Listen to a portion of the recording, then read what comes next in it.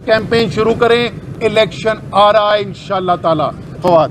बिस्मिल्लाहिर्रहमानिर्रहीम। सबसे पहले सेंटर ही है, कोई ऐसी बात नहीं। पहली बात तो मैं ये कहना चाहता हूँ कि ये जो पीडीएम है, पीडीएम, ये पहले अवाम से भाग रही है, अब इलेक्शनों से भाग रही है और अब आज अदालत से भी भाग रही है। कभी एक वकील आता है कहता है जी मेरी तैयारी नहीं है, फिर दूसरा आता है कहता है मेरी तैयारी नहीं है, फिर तीसरा कहता है जी मैं कहीं और मसरूफ हूँ।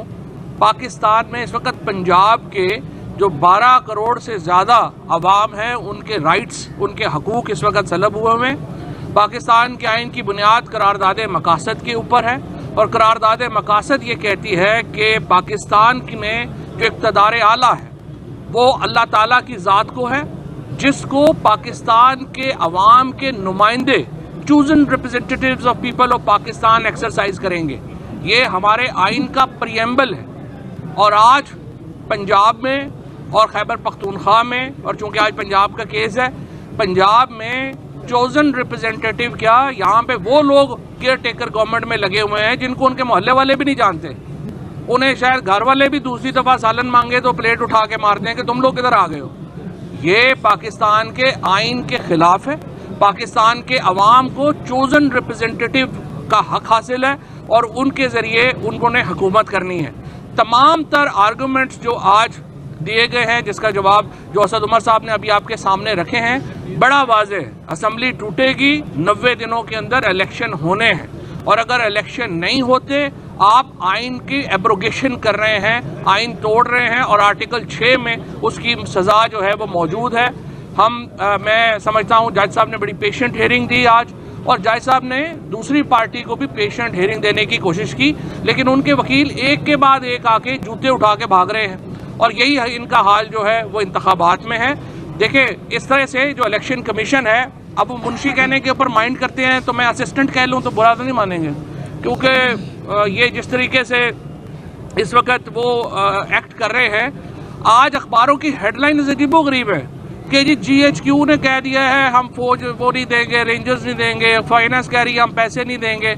आइन का आर्टिकल 220 वाज़ेह है, इलेक्शन कमीशन के अहकामात पे अमल दरामद होना है। किसी इदारे के पास ऑप्शन ही नहीं है कि वो इनकार करे कि हम इलेक्शन कमीशन को ये नहीं देंगे या वो नहीं देंगे।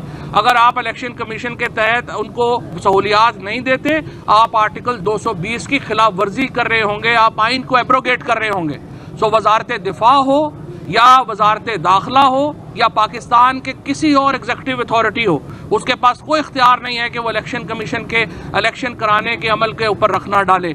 हमने आज ये बात वाज़ेह कर दी है, और मैंने तो कहा है जज साहब को कि आज रात आप 12 बजे तक चाहे सुने। अब तो पाकिस्तान में रवाज है, अदालतें 12-12 बजे भी खुल जाती हैं, तो आप ये मुकदमा सुने। और जज साहब ने ये कहा है कि वो ये कल इस मुकदमे को लाजमन सुन के इसको कंक्लूड होगा, और इंशाल्लाह पंजाब के अवाम को ये हक मिलेगा और पाकिस्तान के अवाम को। अदरवाइज तो पाकिस्तान में आइन एब्रोगेट हो गया है, हमें आइन की बहाली के लिए तहरीक चलानी पड़ेगी अगर ये पाकिस्तान पंजाब में 90 दिनों में इलेक्शन नहीं होते, लेकिन हमें उम्मीद है कि इंशाल्लाह ये हो जाएगा। अच्छा, मैं एक इम्पोर्टेंट बात इसमें ऐड कर दूं।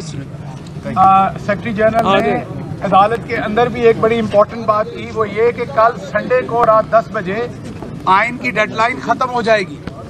आइन की जो डेडलाइन है, क्योंकि 7 दिन का टाइम चाहिए स्केड्यूल के बाद और फिर 54 दिन का स्केड्यूल चाहिए, तो कल संडे को रात 10 बजे के बाद आइन की डेडलाइन ख़त्म हो जाएगी, उससे पहले इसका ऐलान होना चाहिए।